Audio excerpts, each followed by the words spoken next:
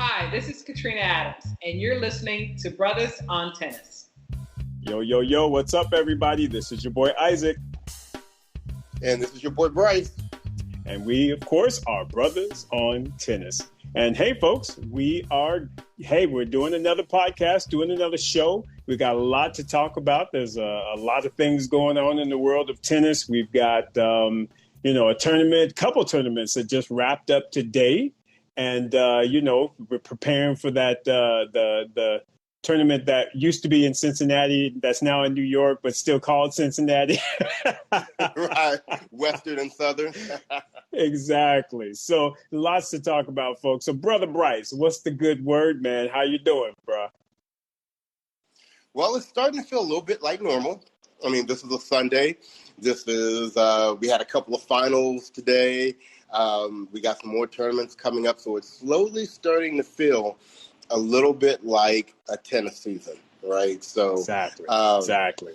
We want to let everyone know we're trying to do a bunch of things today. So we're testing out some stuff. So we're broadcasting live on IG like we do weekly. But in addition to that, we are also on a test app called Locker Room. And they are not open to the public yet. But if you are interested in listening to us on Locker Room, DM us and we'll be able to give you some special access. But one of the things that we're testing out today is Locker Room now has the ability to record our discussions there. So we're trying to test out how this works and seeing if we can then take what we recorded on Locker Room and then post it as a podcast. So, you have two IT guys here trying some social media technology thing, right? Feeling real old at the moment, but real old. These gray hairs, man. Right. Exactly. So everybody forgive us if anything starts to feel disconnected in any way, but we're just trying to maximize the time that we have out here. Absolutely. So, we're going to have some fun today. Just talk a little bit about tennis, what's going on. I mean, there's a lot. Okay, first of all, Bryce, let me just say, Teichmann. That's what I was going to say. Teichmann. Who would have thought that, looking at that top half of the draw, that name would have made it to the finals, right? I mean, you can even go out and say, when you looked at everybody that entered the tournament, all those names we were talking about in the beginning, if you were a betting man and you said, I bet the finals is going to be Teichmann versus Jennifer Brady, you probably would have won a bunch of money today. A bunch. Yeah, you'd be sitting in some cash right now because, that definitely was not what I had on my tongue. I would say that. But you know what? Kudos to her, man. She took a game and she brought it and she won when she needed to win. I mean, she beat Putintseva, and that, Putintseva feisty. So for her to be able to, scratch up on her and gave her 2 hoe biscuits. So, I mean, she was like, I'm not scared of you. And she did her thing. She got a hold of Cece Bellis and threw her around a little bit. And luckily, like I said, all the names that we were talking about were all the way on the top, and they just kept taking one another out. So it's like, Venus took out Azarenka, and then Serena took out Venus, and then Shelby came out of nowhere and was like, Serena, get out here, nobody's scared of you. Serena was like, look, I was on my way home anyway, so. Right. Exactly, man. Yeah, but I mean, really, Bryce, I mean, there's so much to talk about with that tournament. I mean, such good things that we saw. I mean, from the get-go. And let's just start first round. We knew that the matchup against Vika versus Venus was going to be spicy. We knew it was going to be hot. Right. And we knew Venus was coming in. She had that, 5-2 head-to-head. So she was coming in like, yo, I done handled up on you before. I know your game. And apparently I like your game. Right? But like you, and we talked about this offline, still nervous for Venus because we were going off of the Venus that we saw at World Team Tennis. Right. And I'm telling you, Bryce, that Venus that came out that first round, as well as the Venus that played Serena Williams, if that Venus Williams shows up at the U.S. Open, there's a whole bunch of women that need to watch out. Right. Because Venus played some ball, man. She got about there and she was hammering it, man. The movement looked good, the forehand looked good, and the serve. Venus was popping the 110, 115s on the regular. Right. What is that? Right. What is that, bro? Bro, let me hand it over to you. Give me what you felt. Because I didn't even know how to feel after watching her, man. Crazy. Right. I'm exactly like you are. I mean, I watched her singles play in World Team Tennis and wasn't particularly impressed. I was like, okay, this is kind of more of the decline of Venus that we've been seeing. But the way she played against Vika, and I'm going to be honest with you, I don't know that I was even really that hyped after the Vika match because I think I told you, Isaac, we see these days occasionally from Venus. I mean, she comes out, she looks like Venus of 10, 15 years ago, and you say,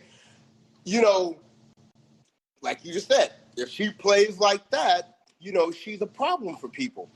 The problem we've had with Venus has been she plays like that on Monday, and on Tuesday she looks like she couldn't win the Orange Bowl. So I actually became much more impressed with Venus in the next round when she played Serena. And although she lost that match against Serena, the fact that she had the ability to play at a very high level 2 times in a row. Now, I know that sounds crazy when you're talking about a 7-time major champion like Venus, but she's 40 years old. And those days of having those consistent results day in and day out, I don't know, or I felt like they weren't there anymore. But she pulled in 2 very good matches back to back. And so this takes me back to what you said. If she's able to do this on a certain level of consistency, we see that she's modified the service motion, so maybe that's better on her arm. She had much more movement in her legs than I thought she was going to have. Venus Williams could be a factor, and especially when we're talking about the U.S. Open and the number of top players that will not be there this year, who are going to be those people that take advantage of that? And Venus Williams could be one of them. She absolutely could, brother. I completely agree with that. I mean, like I said, she played some great tennis, played 2 great matches, and she should be confident coming out of this. And I believe she's going to play the Western Southern, right? Yeah. So, and I think you and I were talking about this. I mean, she should go in there, like you were saying, get a feel for the courts, but don't tire yourself out. Save it for the U.S. Open because, like I said, if Venus can show the form that she showed in those first 2 rounds of this tournament, right? I really believe Venus is going to shock a few folk up at the U.S. Open. I really believe that, man. Yeah. Right. So, so Venus, she looked good in her 2 matches. Serena. Now, Serena went 3 sets in both of her matches. And okay, people, let's calm down for a minute, right? I've been seeing a whole lot of chatter online about people saying, oh, Serena lost to Shelby Rogers. Serena should retire. Serena this, Serena that. That just really proved to me that a lot of people really don't understand the process of preparing for the U.S. Open. If you honestly think that Serena Williams cared about winning the Top Seed Open in Lexington, Kentucky, then you missed the whole point of things. So unlike most of the players there, for Serena and Coco Gauff, this was the very first time we've seen them play anything. They haven't played any of the exhibitions. They didn't play World Team Tennis. So this is the very first time they're getting out there. So they're just trying to get out there, get the rhythm, see how they're hitting the ball. they're not trying to be out there and play 5-6 matches here, potentially play the Western Southern, play 5-6 matches there, and then play 2 weeks in the U.S. Open. Now, I'm not saying that Serena went out there trying to lose. I'm not saying that at all. But I'm just saying she is very unbothered at this moment about not winning the top seed Open tennis tournament, right? Right. And she even mentioned as much, Bryce. She even said that this is the first tournament where I came where I'm not trying to win. That was not my goal coming here, was to win. She specifically said that. And I mean, that goes a long way, because you never hear Serena saying that. And again, it goes exactly to what you were saying. It was about getting reps, getting some competition, and just making sure that everything is where at least she thinks it should be as she starts to, prepare for the U.S. Open. So I 100% agree with you, brother. And I have a Brothers on Tennis news alert, too. If you think she cares about winning the Western and Southern also? No.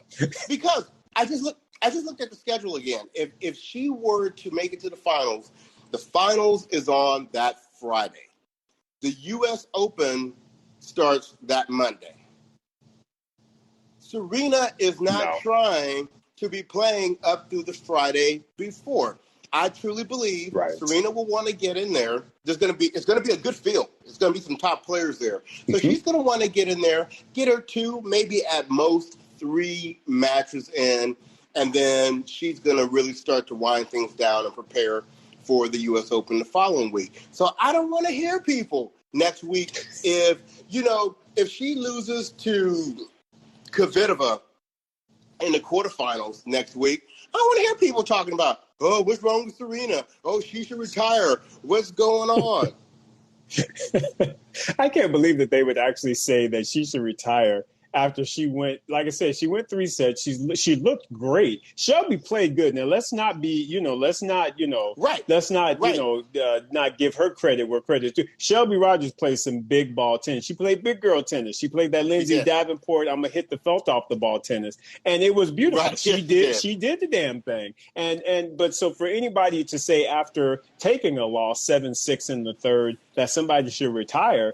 You don't know what you're looking at, apparently. So I agree with you 100%. Ain't nobody worried about Serena Williams. At least those who know the game. No. Ain't nobody worried about Serena. Serena gonna be just fine. She looked good. She got that new Cirque du Soleil trainer guy who got a twist and pretzeled and got arms. And did you see some of the stretches she was doing for the last dude? I was like, damn, Serena flexible, man. Jay, she flexible. Right. And that's what you need. In half in the match. Yeah. He'd have broke me in half before the match. I would have been like, I can't handle this. Right? Yeah. I could not handle this. So, no, you're exactly right, brother. I mean, I think that Serena is right where she wants to be. She played 3 really good, really tough 3-set matches. And it's time for her now. She could back up and she can be like, okay, play 3 matches. What did I do well? What did I do not so well? How am I feeling? Right. And let's go and tune it up again at the Western Southern. And I'm gonna tweak it a little bit more. That's all it is, folks. That's all it is. So, them folk need to relax. Talking about Come on. Yeah, so we're good with Serena right now. We're good with Venus. Now, I tell you who else is good right now, and that's Leylah Fernandez, because she has whopped up on Sloane Stephens the last 2 times they've played, which probably doesn't make her very unique, because I think everybody's getting a turn on Sloane right now. But, talk to me, Isaac, about, once again, what's going on with Sloane. Is she even going to be any kind of a factor for the U.S. Open or the Western and Southern? I tell you what, Bryce, I am beginning to get very confused by Sloane Stephens, to be very honest with you, because Sloane ain't got no excuse. Unlike Serena, who hadn't played, Sloane been playing a bunch of world team tennis, so there is absolutely no excuse for her not to be in a rhythm, feeling good, and really being motivated about getting out there to compete and win. So the fact that Leylah Fernandez got up on her. And don't get me wrong, again, give credit where credit is due. Leylah Fernandez is a very talented teenager. She's 17 years old. Yes. She lefty. She got game. And she little bit. She ain't but like 5'3", 5'4". She's small. But at the same time, if Sloane is playing top level Sloane Stevens tennis, Sloane should not have a problem with the Leylah Fernandez. No. And you could see out there on the court, brother, Sloane was just not motivated. Yep, it's saying it right there. Sloane is not, she's not motivated right now. She got up out there. The feet weren't moving. She was just slapping at balls, thinking that she could kind of slap her way through Leylah. And Leylah's like, bring that. I use pace. I use it. So every time Sloane was slapping a shot, she'd like, boop. She'd take it off the rise and slap it right back. And Sloane's like, what am I supposed to do? And, I mean, she just looked straight up. She's not where she needs to be. I don't know if it's the fitness side. I more so think it's motivational, because you and I were kind of talking, and like I said, we don't like busting on folks, for their fitness. I mean, we do, but we don't. But Sloane wasn't where she needed to be when she was at South Carolina. But she really is looking in better shape. She's looking like she's in better shape when she got to Lexington. But unfortunately, like I said, that motivation just wasn't there. So it was unfortunate, man. It was like, oh, come on, Sloane. Where's the Sloane that we're used to? And and like our audience is saying, Sloane needs to go ahead and get married and put a ring on it and quit playing around. And Beyonce, then you put a ring. Go on, put a ring on it. Let's hurry up and make these things happen. Because I miss old school Sloane that won the U.S. Open, and that was just driving folk crazy. Because that Sloane, I don't know where that Sloane is, bro. What about you? What's your take on all this? Sloane's been the same player for the last year and a half to me, and I used to get surprised when she loses. Now I get surprised when she wins. So, and I've gone out there and said this before. Kamal Murray as her coach has got to be frustrated, right? I mean, I'm assuming he is, and I don't know how you look at each other every day with these kind of results. So, I mean, stay tuned. We'll continue to watch this space for that. But so let's transition the conversation to someone that did surprise us. And I tell you what, CeCe Bellis looks like she may be back.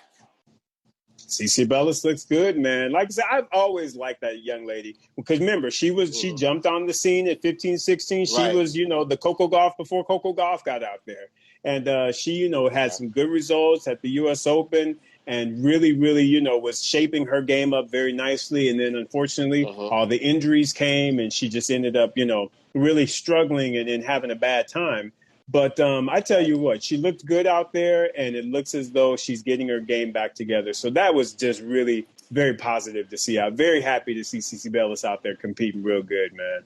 Right. And she, I was surprised how easily she took out Jessica Pegula. Yeah. Took her out like 3-2. So, I mean, that's a good win because Jessica had looked very good during the World Team Tennis tournament. So, and then, we can't forget about Jill Teichmann, right? So, she made it to the finals of singles and doubles in this tournament, which was a really good effort. But I like her game. She's got that whole lefty swing. She's got offense. She, takes advantage of getting to the net. She's a battler. I like her. I'm not saying she's going to go out here and win the U.S. Open or nothing, but, she's somebody that you may not want to face in your section of the draw. That's right. And she's got confidence now. I mean, the fact that she made a final, she's going to go into the U.S. Open feeling really good about her game.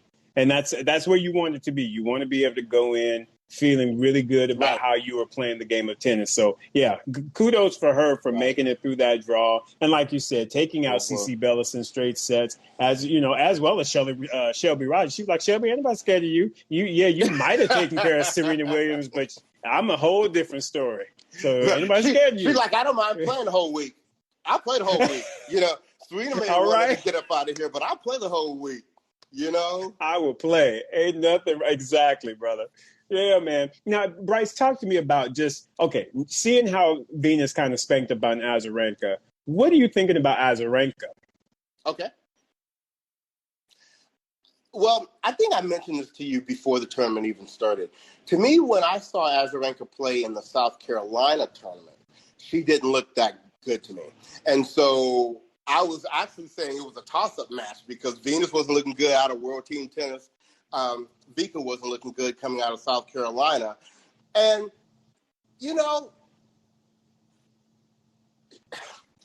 she's all right. I mean, I just feel like it's going to depend on the draw for her with the U.S. Open. Yeah. She might get a couple of rounds under her belt. But I think when she gets to the big name people, when she gets to the Williams sisters and Kvitova and, you know, Osaka and Kenin and all of them, I don't see her being able to effectively compete with them. Yeah, no, I completely agree. I feel the same. I don't understand what's happened with Vika because, you know, I realize, well, I know people are like, duh, she had a baby, stupid. And I'm like, no, I get that. But it just seems like, you know, she's been back now longer than Serena. So I'm just surprised around what am I trying to say? Just her ability to compete. She just seems to be struggling a little bit from a competition standpoint. And I don't know. I just find it to be interesting that she's not been able to get back to that top level where she was before the baby. You know what I mean? So very, very interesting stuff. Yeah. And it wasn't just the baby, right? Because she had all the drama.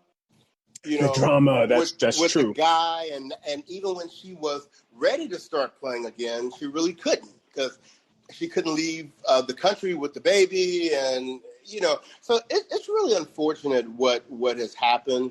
You know, see what happens when you let Red Foo in your life, but you know, it's unfortunate that she hasn't been able to reclaim the game that she once had. But, you know, she's not, I mean, it's not done for her yet. And so, you know, maybe she'll, you know, get it all together. But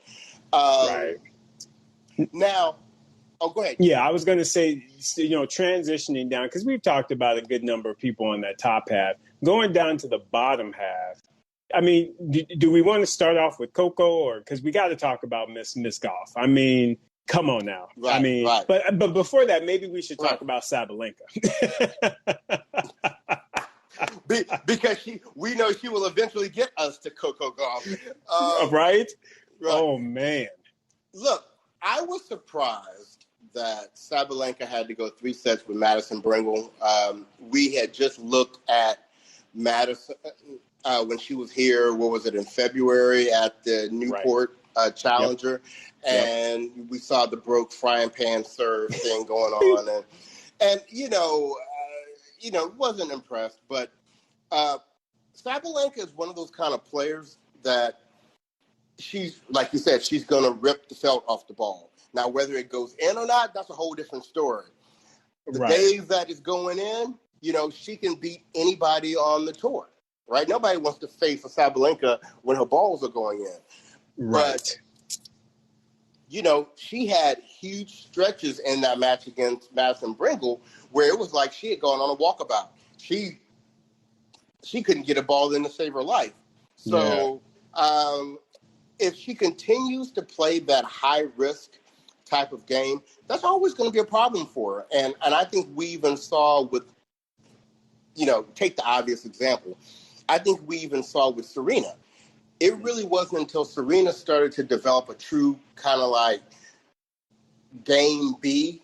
You know, she had a game plan B that we started to see a lot of consistency in Serena's results. And I think Sabalenka has to find that plan B.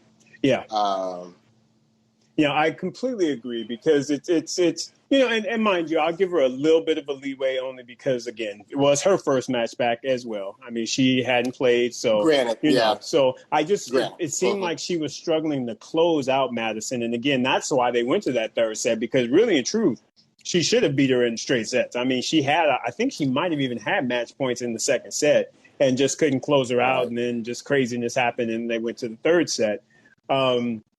But yeah, hopefully, you know, she'll get her form a little bit better because I still believe in her. I still like Sabalenka's game, and she got a big old game. But I tell you, Right. and she brought that big old game against Coco. And initially, she was, taking it to her. And I don't know if it was, I Mhm. think it was Coco and what she does, which is she started kind of figuring out problem Yep. solving. Like, okay, I got this big hitter. I don't think she got a plan B. So let me change up some stuff and let me see how she's going to react to it. And that's exactly what she did. And Sabalenka tried to adjust and tried to, do a few things differently. But Coco in the end was able to take that match in 3 sets. And it was really, really just incredible play and mind and just mental on Coco's behalf. Just really a great job. But Sabalenka, like I said, for her to have 2 matches under her belt, both went 3 sets. Hey, she should take some Right. positives out of that, and then hopefully, I'm pretty sure she's Right. going to play Western Southern as well. I'm sure. You Yeah, know what? I doubt that there are very few people that are going to play the U.S. Open that are not going to take the opportunity to play the Western and Southern. And just to remind, our listeners and our viewers, this year the Western and Southern, instead of being played in Cincinnati, is being played at the Billie Jean King Tennis Center in New York. So it's like it gives you an opportunity to play some matches on the exact courts that the U.S. Open is going to be played. So it's much more than a regular warm-up. This particular year. So I'm sure Sabalenka is going to be there. Now, what I want to do is I'm going to buy a shirt and I'm going to send it to Coco Golf. And it's going to say on the front, what it's going to say is, what you're not about to do is, because what she does is if you come out against her and you're doing something, you may get her for the first set, but she's going to let you know what you're not about to do is continue and do this all match long and just thump me like this, because I'm going to switch it up. I'm going to change my game plan. I'm going to do something different. I'm going to figure it out. And another thing is, what you're not about to do is beat me in a third set, because in her early career, she is already, 10-2? Yeah, I think so. I think that's what they said, right? Yeah, she's 10-2 now, and third set. So you don't want to go the distance with Coco Gauff. And since we're talking about Coco now, I was very impressed with the way she looked. Granted, yes. I know some of that is probably 16 years old. Right. That helps. But she looked really good. There are 2 things that I want her camp to really focus on, and I want them to focus on it now while it's still early. Yeah. Number 1, we don't need another FAA. She need to get them double faults out brother. Per game. Oh, them double faults. There's no need for that. I mean, she could, during this whole Rona period, she could have been hitting serves every single day. Correct. They need to fix that. There's no reason to be giving away free points at the highest levels of the game because you can't get your serve in. But the second thing is I think the word is out on her forehand. Because you can see when things get kind of tight, she gets a little loose with that forehand, and that's kind of become a little bit of a go-to spot for her opponents. So she needs to tighten that forehand up, because if she tightens that forehand up, there really isn't much that you can do against her. There's not too many places you can go that you can say, okay, this is a weak spot for Coco. She's got a world-class backhand. She moves well. I am super impressed with the way she handles her business at the net. I'm sure that doubles with Katie McNally is helping that. I cannot be more impressed with Coco Gauff at the moment. Absolutely. Yeah, I just saw read Courtney's. Oh, that's cute. What did Courtney say? Courtney talking about fun fact. I lost to Shelby Rogers love in junior tennis. Oh, wow. Well, sometimes that's how it goes. Yeah, right. I hope them bagels tasted good. I was about to say, she must have looked across the net and was like, I think Courtney hungry. Hungry. Just kidding. We got love. I didn't taken a bagel in my life too, so yeah, it's all good. Especially if you can say by Shelby. I mean, come on, because like I said, y'all, Shelby Rogers is the truth. I mean, she played some great tennis against Serena, so we don't want to, She did. we don't. We want to give her credit where that credit is due. That's just awesome. Hey, Jen. Yeah. And so, yeah. Now, go ahead. Now, I am gonna say, as we continue to look at the bottom half of the draw, I was a little disappointed in the Jabeur McNally match. I thought that was going to be a better match. You know, Jabeur came out there and said, you know what, I'm really not the one today. So, you know, whole ain't nobody trying to play around with you. No, ain't nobody supporting. Yeah, we're not supporting the youth movement over here. We're gonna go ahead and end this real quick. So, but you know, Katie is still kind of coming along with her singles game. So she is. Yeah, you know, and you know, like I said, she did look a bit. You know, I don't even know what the words are, but she just didn't look good in that first round. And like I said, I don't know if her and Coco have been feeding off of one another, but them double faults was showing up with Katie McNally as well. She threw in a good number of double faults in that first round. And I was just sitting there like, Katie, baby, come on now. I mean, they got to tighten that up. So like you said, they need to go on ahead to side courts, and both of them need to just work on their second serve. First serve is okay, but the second serve, you got to have a dependable second serve. You are just not going to be a top player without having a good second serve. And to me, that's what they need to do. So, you know, and then into the doubles, I still don't understand how they let that team come back, take that second set, and force them into that super tiebreaker. It just because they played extremely well that first set. They did, and I was a little bit confused about that as well. Bryce, I'm gonna hand it over to you, and I'm gonna go put some light on. So I'll be right back. Okay, right. Well, no, and it's one of these things where it's like that's the danger in this new format with doubles, where the final set is a super tiebreak. Because if you can make it to a super tiebreak, you know, it's anybody's ball game then, right? And exactly. So, you know, it really, this new kind of format benefits people to go ahead and win in straight sets because, yeah, that super tiebreak, it's anybody's game at that point. It's anybody's game, yeah. And we saw that's what happened. They came out, they did what they needed to do in the super tiebreaker and knocked them out in the first round. And that's just, you know, that was disappointing because I was really hoping Coco would get to the finals and actually take that title. Right. And so let's talk about that last person in the bottom half of the draw that, you know, we need to talk about, and that is because they won. Jennifer Brady. I mean,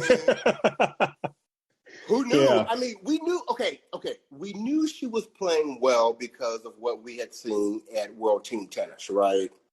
Right. We knew that, right? But we didn't think she was playing win tournament good, and that forehand was looking, you know, very, very good. Now, before I get on this whole Jen Brady hype train, and I'm going to caution other people because I'm sure there's some people out there waving a Jen Brady flag right now. I will want to see how she fares against some tougher competition, right? And that's no disrespect to the people that she beat this week, but I want to see her put that forehand on, you know, Serena and Kvitova and Sophia Kenin and Osaka. I want to see how that forehand looked against them. But in terms of her being, you know, number 49 in the world, I think that was a great week. And probably the best thing that came out of it, other than her winning her very first title ever, is that she is now going to be seated at the U.S. Open, which we know that's a huge deal. Yes, exactly. I mean, that's big. That's really big and good. And it, like I said, she's been playing the right type of ball. And if you remember when we were doing our initial kind of like predictions, and I was talking about that bottom half, I was like, my heart's with Coco. I said, but there's something about that Jennifer Brady. And you did say that.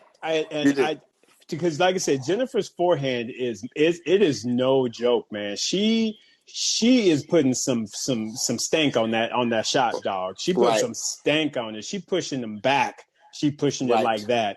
And I mean, her serve looks good. She was hitting some bomb out wide aces, and I was just like, I am just extremely impressed with this young lady. And I mean, and they even said it. I mean, she's an American player who, during her off season, went over to Europe. Don't know U.S. players ever go to Europe on their time off unless they straight up serious. And she was serious. And you know who else did that and it showed up in their game too? Was it Taylor Fritz? Yep, sure You enough. know, Exactly. he did, and so we have seen, the benefits of people doing that. Look, we recorded an interview today, everyone, that we are so excited to share with you. I don't think it's going to be posted until not this week, but I think it's going to be posted the week after next. But Correct. the guy that we interviewed today, he mentioned that there's no substitution for putting the work in. That's it. There just isn't. And There's so just not. There's a direct correlation between the people that put the work in and the results that they receive. The talent may make it easier one way or the other, but even with the talent, if you don't have the hard work, I mean, look at Nick Kyrgios. I mean, a lot of people might go out there and say he is the most talented of the players on the men's tour, but he doesn't have the work ethic that a Roger or a Rafa or even a Djokovic has. It's several components that have to come together to complete a champion. And so good to see that Taylor Fritz and Jen Brady are invested enough to try to get their games together. Absolutely. And I mean, and for Jennifer Brady, I hate it for her that we are in this COVID situation and we're not going to have a full year, if you will. But I guarantee you, she's going to get up in the. I feel like she's going to fight her way into the top 10 if she can continue the form that she is showing with that forehand. I really believe that she's gonna make a fight for it. I mean, it's gonna be tough because we've got so many really, really talented young ladies in that top 20, top 15. That's why I give her top 20. I give her top 20. Top 10. I don't know if I necessarily see top 10 right now just because she's had such a dynamic week. Now, if she shows me this week, kind of week in and week out, I'm going to change my tune. But, right now, I'll give her top 20. I feel you. No, I feel you. I'm just so impressed again with the fact that she went through that draw, and I don't believe Jen Brady lost a set, and that's pretty impressive. No, matter of fact, you can count up her games. She lost 7 plus 6 to 13, 14, 15, 16, 19, 21. It looks like she lost 24 games. Yeah, I mean that's very, very impressive for your first title. Right. So that goes to show just even her mental, because when you put in that work and you are just like, you know what, I'm done with all the craziness. I'm about to go in and I'm about to put in some work and I'm about to do this.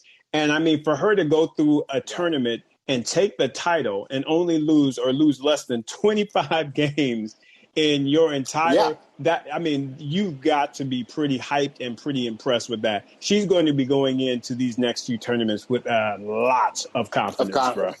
Big time. I agree. Yeah. Now, while we had the top seed open going on over here in the States, we want to give a little shine to the Prague Open that was going on. And that's right. Simona Halep, number 1 seed, although, she just had her and her cousin over there playing, she ended up taking that title against Mertens today. Yeah, against Mertens, exactly. And, Mertens had been, she's been playing some good, good ball as well. Because didn't she win Prague? I'm trying to think. Who won? I mean, not Prague, but the tournament last week, Palermo. Didn't Mertens win Palermo? No. Ferrero won Palermo. Oh, yeah, Ferrero. Yeah, there you go. That's right. I thought we had seen Mertens, but maybe not. Okay, anyway. Yeah, I mean, she looked really good. I mean, she also looked very, very good, made it through the draw. Right. And, Simona Halep just finally, she got her groove because she started out a little bit, a little rough. She had a couple 3-setters, although I don't know that I would read too much into that as well, because I think she probably did the Serena in the sense that she came on court and was like, let me just kind of feel my way in. And she's like, okay, now I know your game. I'm going to jump up on you and smack you around. And Yeah. but she did real good, Bryce, about getting, making her way to the final. And like I said, she took, Right. Elise Mertens, who's been looking really good, and she was just like, "Nah, sister, this my tournament. Holla." Yeah. So I see from one of our viewers, they asked the question, is she coming to the U.S.? Well, after her match today, she did say she will be making the decision about the U.S. Open tomorrow. So we will be looking forward to that. Nice. Now, supposedly her coach, Darren Cahill, stated that although he doesn't know for sure, his gut feel is that she is not going to come to the U.S. And you do have to look at, she just played a tournament on clay. Right. And, so I think it's truly a 50-50 thing. But regardless, we'll know for sure tomorrow. But that's true. And it's kind of interesting because initially coming out the gates, I am pretty certain that I had read an article where she had basically said that she was not coming and she was not going to play the U.S. Open. Right. And then all of a sudden on the tennis channel, it was being reported because remember they showed her doing her little drills and everything. And so they were reporting, oh, well, now Simonetta Halep will. They say she signed up for the U.S. Open, or she hadn't withdrawn. So, okay, then she's playing. Right. And then we get, to talking with her at Prague, and now it's like, well, I'm not quite sure yet. I'll make a decision, like you were saying, I'll make it tomorrow. So it's been kind of an up and down with her. I think that, like you said, given that she played on clay this week, I would think that she's probably just going to stay in Europe and hone her skills and get ready for another French Open battle. Cause isn't she defending champion? Of the French, yeah. Yeah. So, she wants to go in there and try and defend her title, which she very well could do. Right. And let's not forget, it's not like Simona Halep normally comes to the U.S. Open and is tearing stuff up. She has a very poor record at the U.S. Open. So if she's thinking like, why am I going to potentially risk my health to go play a tournament that I know I normally get to SmackDown at?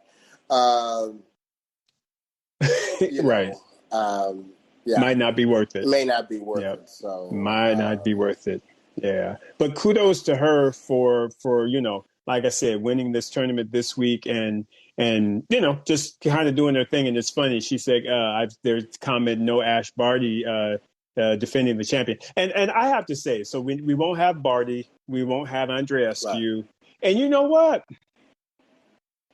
Good on them, because in truth, the way that the rankings are set up these days, if I didn't think that I could go back and win it, I wouldn't play it neither. I mean, seriously, why would you risk? Because you get those points. You have those points for a whole nother year. That's your ranking. So it's like if Andreescu were to go and play the U.S. Open and and lose in the first round, that's 2,000 points that she won't have. Then she's going to be struggling in 2021 trying to, get, her ranking and won't be seated. It just doesn't make sense for her to do something like that. So literally, those folks who did well at the U.S. Open and, potentially did well at the French, I would definitely consider whether or not I would play it this time around if I didn't think I was going to win it.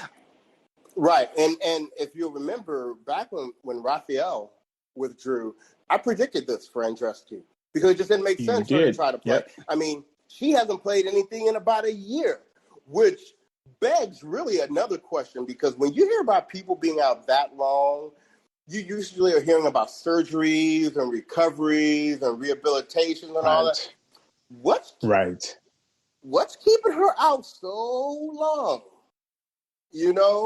I'm beginning to wonder if Andreescu isn't sort of like that Del Potro. I just think she might be a bit injury prone. And I have a feeling that she might have had some undercover injuries that she's still trying to work through and get through. And that doesn't bode well, especially for her being so young in her career. Right. To where you need a year. A year. Yeah, you're right. Serena went and had a baby and was back in about a year. I know. I'm just saying. So, I mean, I'm just trying to say what's really going on.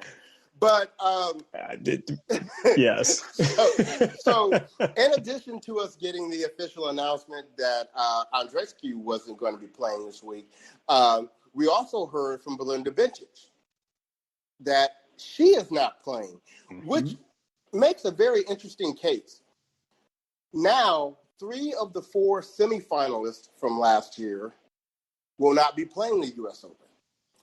Of course, the only semifinalist that is playing is Miss Serena Williams. Serena Williams, that's right. So Serena need to go ahead and get this 24. I'm tired of her playing around. She just need to go ahead and get it so everybody else can go on about their life and be good, you know? Exactly. Hey, Kareem, exactly. Hey. But, you know, so that's very interesting to show the impact that this whole Corona situation has had. It's still going to be an amazing tournament. We have basically almost everybody coming, but there are, you know, some big names that won't be there. To be very honest with you, I don't know that I've heard too many people's names who are not going to be there that I thought were actually true contenders. Maybe Ash Barty. Gotcha. Maybe. I mean, I wouldn't really think if a Bencic to take it. I wouldn't think if Andreescu to defend since she ain't played in a year. You know, right. If Halep doesn't come, it don't matter because has she ever gotten past like a third she round hasn't or really, something like that? Exactly. Taylor Townsend put it on her last year. Yep. So I mean, I haven't now on the men's side. You know, Rafa not coming and Roger not coming opens up that draw a lot on that side. Tremendously, but on the yes. Side, I don't know so much. No, I agree. I completely agree with you, bro. I think that, and like I said, the women's side is tough anyway because you've got, like we were just talking about, you got the top 20. There is just a lot of ridiculous talent on the WTA tour in the top 20. And at any time, you could throw a whole bunch of them in the top 10, bring them back out, throw them in. Because lest we forget, like I said, you've got, is Osaka in the top 10 at this point? Because I think she may be 10. I think she's 10. Maybe. She might be 10, and then like you said, you've got Kvitova, you've got Muguruza, you've got all these players that are in that top 20, between 20 and 10. Madison Keys, I know, but still. Ain't nobody talking about Madison Keys. But on the day, any of them can just be up in the top 10 and then they fall on back out. Right. And it's just a very interesting mix right now with the WTA. And funny enough, I feel like it's moving in that direction for the men as well, except for, of course, the big 3. The big 3 are just the big 3. But if you start looking down the chain, there's some folks between, like I said, 4 and 15 that they ain't no joke, man. And they are fighting. They trying to find their spot, and they trying to kick folks out. And, you know, you got the RBAs and the Berrettinis, and they kind of clinging to their top 10 spot. But you got some of them young guns that are like, nah, son, that's my spot. You need to get out the way. So, anyway, go ahead. Let me tell you something to make you laugh. I don't know if you watched it on Tennis Channel, but our favorite commentator, Brett Haber. Yeah. Brett? Yeah. Haber? He asked Chanda, he said, which of these 4 do you think is going to be the first to win a major? He said, Coco Gauff, Anna Samova, Jen Brady, or Madison Keys. And, you know, I was sitting on the edge of my couch waiting to hear what Chanda was going to say. And because I knew what my answer was.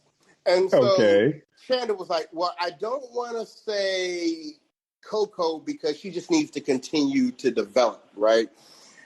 And then she proceeded the next few minutes to effectively dodge that question and not answer it. But since I'm not on the Tennis Channel and I'm on Brothers on Tennis, I'm going to take this opportunity to answer that question. And I think the person who is most likely to be the first one to win a major out of that group is absolutely Coco Gauff.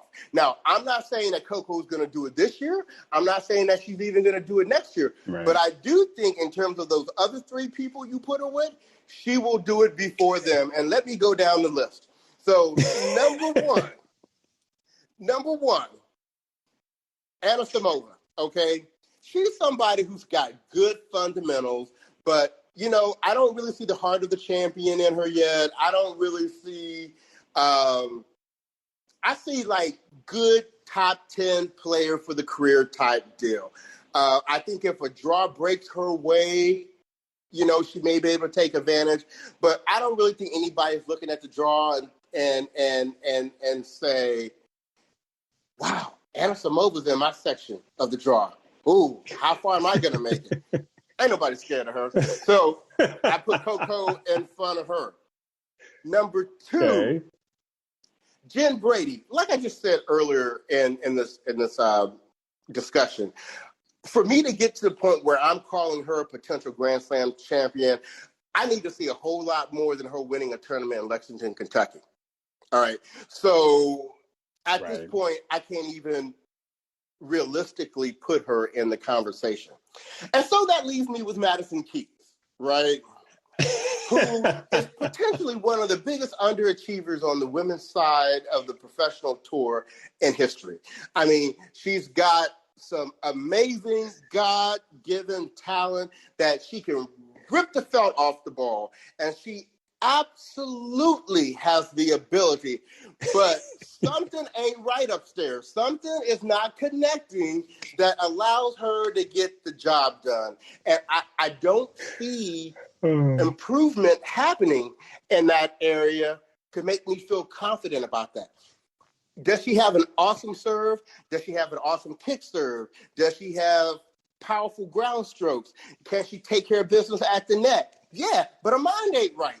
So if your mind ain't right, all that other stuff it doesn't matter. So going back to the original question, out of those four players, if I had to put my mortgage payment on somebody who would be the first one to win a Grand Slam, whenever that is, a major tournament. I'm going with Coco Gauff. So apparently I did not watch that telecast when that particular question was answered or was asked. Right. But it's a very interesting question. And it's hard to say because I know, like I said, everything that you just said, we've talked about, we've talked about it. I am a little bit more optimistic in regards to Madison's game. I like I said, she made it final. And when she was playing Sloane, she got up in that final. She wasn't 100%. So I kind of give her a little bit of a pass there. A little bit. I feel like she's just got to learn how to, like we were just even talking about with Serena, you've got to have a plan B, plan C, plan. Right. And I just feel like she's not at that point yet where she's fully developed or committed herself mentally to those plan B and plan C games. Her fitness has really improved, and I remember Lindsay Davenport even talking about this, is that, she was hitting out a lot because she was afraid that her fitness wasn't there to really be able to stand the point. So her whole thing was, I'm just going to go for the winner. I've seen that change with her over the last few years because I think she's gotten more confidence in her fitness. But now it's kind of like what we've talked about before. It's about the mental at this point. And now it's about understanding mentally, how do you need to play in order to put really 7 matches together to win a Grand Slam? I know where you're at. I still am trying to keep the faith in my girl, Madison. She's just got her talent is just stupid. Her power is stupid. Her game is just so good that she just needs to get that little, the little thing on the shoulder that's like, Madison, you ain't gotta hit that one like that. Just hit it 3/4, hit it half. You ain't gotta hit it full. So that's my only thing with Madison. But I mean, in truth though, if you're talking about, again, you said Madison, Coco Gauff, Jen Brady, and Anisimova. It's a tough question because, again, with Coco being so young, I don't want to put that pressure on her, but Coco gonna win a Grand Slam. That's that's inevitable. Absolutely. She gonna get her. She Right. gonna be multiple Grand Slams. And in truth, now this is where I will probably disagree with you a little bit. Anisimova, I think, is underrated. I feel like she's got a lot of that, like Lindsay Davenport, just very pure strokes kind of thing going on.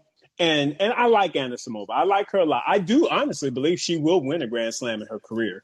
100% agree with you with Jen Brady. Hey, she won Lexington, first title, did a great job, boom, boom. Right. But no, I am not putting her in the discussion to win no Grand Slam just yet. She needs to show me a whole heck of a lot more before I can jump on that bandwagon. But for Anisimova and Madison, I'm kind of there. But if you ask me who will be the first, though, I mean, it'd be hard for me not to say Madison, only because I don't want to put that pressure on Coco or on Anisimova. Because just remember, Anisimova is actually she just turned 18, I believe. Uh-huh. Yeah, so she's still very young in her career as well. There's a lot of development still left with her. So, yeah. I mean, that's a tough question. I'm actually shocked that Brad Haber came up with that question. He probably did. It probably came up on his health. But and we see we're joined by Miss Katrina Adams. And so, hey, Katrina.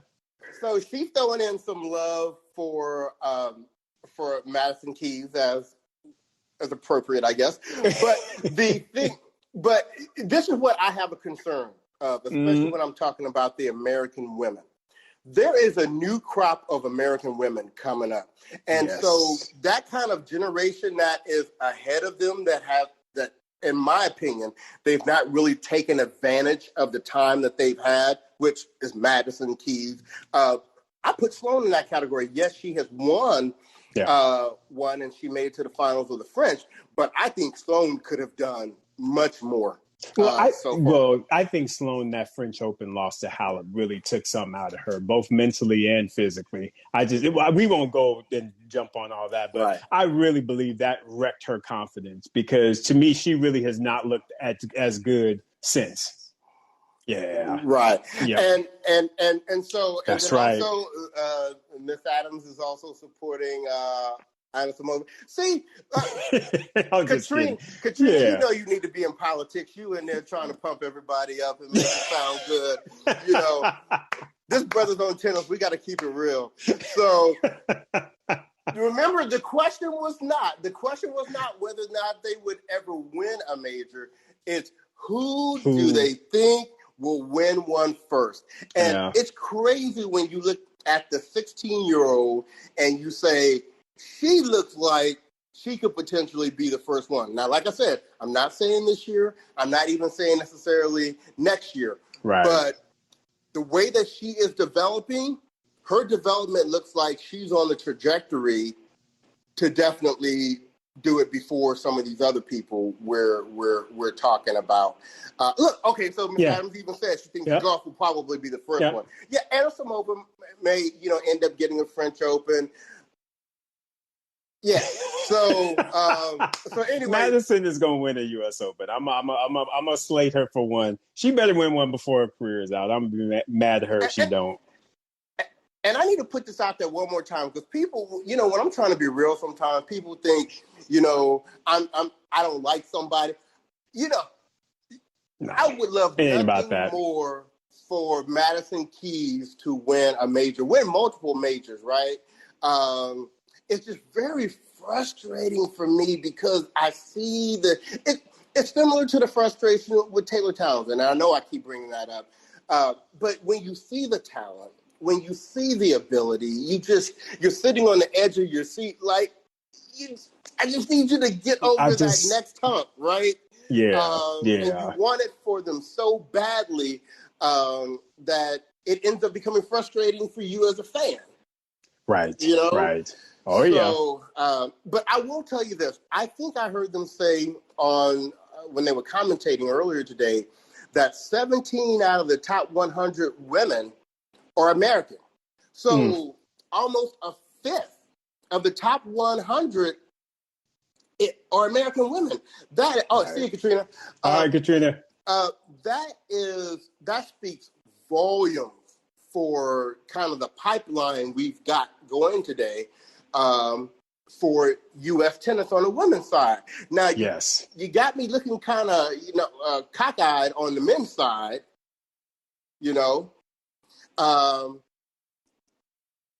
Let's see, just once. Oh, so to the people in Locker Room, we just lost our folks on Instagram. There, looks like that hour long. I didn't think we had been out there an hour. My goodness. I guess so. Isaac, we said we were going to come out here and chat it up for about 30 minutes. Right? We sure did. We can't never stay within our time frame. See, y'all got me talking about Madison Keys. Okay, let me go ahead and leave that alone. So, as a reminder, and to the people in podcast land, this was actually a test for us. So this was the very first time we've recorded, one of our shows on Locker Room. So we're going to listen to it, and hopefully the quality is good, and we're going to put it out to you guys and give us feedback. Does it sound better than our normal podcast? Does it sound worse? Does it sound about the same? We're very interested to hear your feedback. Yes.